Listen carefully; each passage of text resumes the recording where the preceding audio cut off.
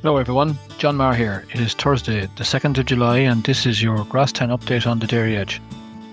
Well, it has been another week of very good growth for figures close to 73 kilograms of dry matter per hectare per day. I say an average as there is a fair variation in growth and probably more to come, but that was the average figure, so it was good.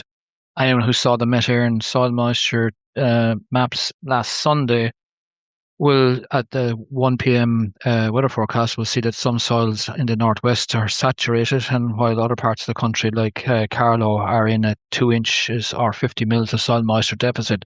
So that's going to cause variation in the week ahead, depending where you are in the country. For the record, the average farm cover was 706 kilograms of dry matter per hectare, and the average cover per livestock unit was over 200 at 206 per livestock unit. Demand was at 56 per hectare per day, and the diet was made up of 15 kilograms of grass and about 3.5 kilograms of meal, which is too high given the level of surplus grass on farms. You have somewhere close to 85% of farms with good grass supply or in surplus. The pre-grazing yield was about 15-20 on average. Dry matters are consistently high across the country in all the stations at about 19%. I think this is due to the warm weather, the wind, and low rainfall in most of the country, but not all. Now, looking for the week ahead, grass growth predictions are very, very variable, and everybody has to establish where they're at with their own growth rate on the farm, and then try and use information then to make the best decisions possible. So to explain, the southwest is expected to grow above 70 kilograms of dry matter per hectare per day for the week ahead. But if I was to go to Carlow, Kilkenny, this is about 50 kilograms of dry matter per hectare per day due to soil moisture deficit. The northwest region of the country is lower due to poor weather. So it's a case of location, to put it mildly, in terms of growth. And people have to be aware of where they are and what level of rainfall they will or won't get, and where the soils are in terms of soil moisture. So a lot of the country now in the south was somewhere about an inch of a soil moisture deficit or 25 millimeters, but you had parts like Kilkenny, Carlow, which were higher than that. So that's going to affect growth now. So I suppose looking at the grass supply figures in the week ahead in more detail, or in the week gone by, I should say, over 50% of the farms had a surplus, 54% to be precise, with an average farm cover beyond 750 kilograms of dry matter per hectare, or a cover per livestock unit well into the 220s. About 15% of farms had an average farm cover of less than 600. And if those farms were in the southern parts of the country with soil moisture deficit looming, you would have to be concerned to get cover back up again fairly quickly. So looking in towards I suppose the mid-season of grazing management, then the figures this week will suggest that there's more surplus grass on farms than there has been for the last 2 or 3 weeks. So paddocks with poor quality should be removed as surplus if the figures are anyway right at all, or in surplus, right? Because these are going to be difficult to graze and have impacts on sward quality going forward. So to increase demand in these farms by reducing the level of meal, deal with the surplus paddocks, especially ones that are poor quality, to maintain an average farm cover certainly above 600 and probably closer to 650 kilograms of dry matter per hectare, and have a cover per livestock unit of at least 160 and probably 180, and to hold rotation length as close as you can to about 21 days. I suppose holding our average farm cover is very important now if the soil moisture deficit is looming, because this is going to be the greatest risk here.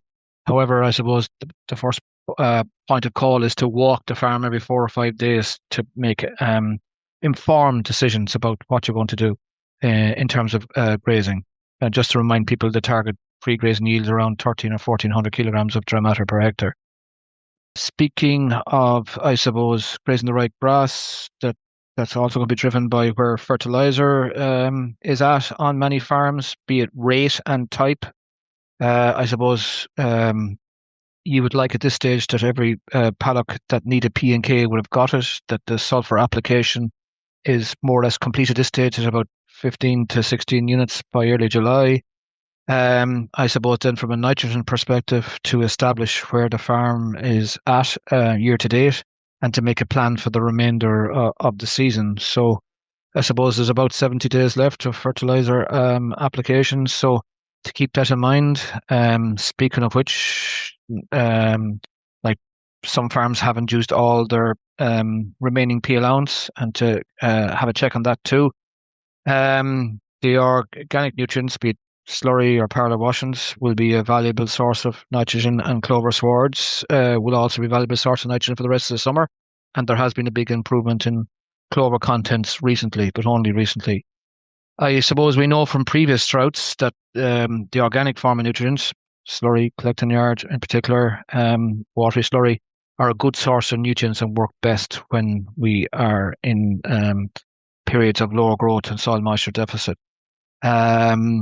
Looking at the silage situation of second cut, many who have cut in mid-May will be entering into the second cut arena to go harvesting.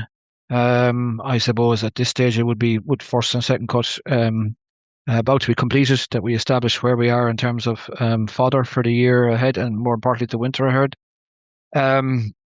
Slurry and the fertiliser decisions will also be determined by paddocks being allocated to grazing and silage. Ideally, slurry should go back to the silage ground to balance for the P and K offtakes, right? For the standard second cut, about 2,000 gallons of standard slurry would more or less cover the P and K offtakes from silage. I suppose there is an opportunity then to spread lime as well post-harvest to help with the release of P and K nitrogen from the soil. A lot of silage ground tends to be lower in lime, and there's an opportunity now with a clean sward to get lime out. I suppose just a small bit on the reseeds then for a minute. Look, it has been a difficult spell for many reseeds. I see that spraying and grazing needs to take place. Sometimes grazing will happen before spraying, depending how things are going. Many reseeds will actually benefit from being grazed. It's not unusual for me to walk into a reseed and see that the fourth leaf has already appeared, even though the sward doesn't look right for grazing. What's happened there is the plant is under a level of stress, the fourth leaf has come and should be grazed off. So many reseeds at this stage should be grazed to bring on the next generation of tillers, and it will also help the development of clover in the sward as well. The opportunities for spraying should be good in the week ahead anyway as well, with a lot of the country, not all, but a lot of the country predicted to be low rainfall or little or none. Moving on to our feature farmer this week, it was a Derrypatrick Herd in Grange. The Grange Open Day was on, the Beef Open Day on yesterday, the 1st of May. So we were doing the grazing demo there as part of the Grass10 campaign. But the farm was growing very, very well. Growth was well over 70. The cover per livestock unit was around 195. The pre-grazing yield 1350 for the Derrypatrick Herd. So all the numbers weren't bad there at all. The growth in that northeastern part of the country was actually quite good, to say the least. Looking at the weight gains of the animals, just to give you some idea of what was happening, about 1 kilo a day for the steers and our bullocks, and these are 15 months now, just these animals, and the heifers were gaining 0.85 of a kilo of average daily gain.